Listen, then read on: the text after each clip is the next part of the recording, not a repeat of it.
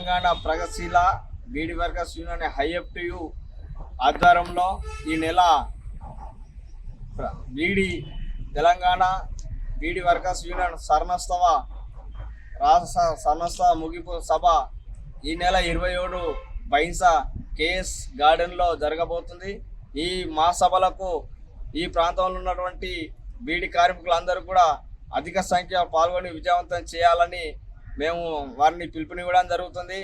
తెలంగాణ ప్రగతిశీల beedi workers union హైఎఫ్టియు 1972లో ఏర్పడి కార్మికుల హక్కుల కోసం కానీ పిఎఫ్ కానీ నాన్ పిఎఫ్ కానీ తర్వాత జీవనాభివృద్ధి కోసం అనేక పోరాటాలు చేసి కార్మికుల హక్కులను సాధించుకున్నటువంటి తెలంగాణ ప్రగతిశీల బీడీ వర్కర్స్కి ఉంది.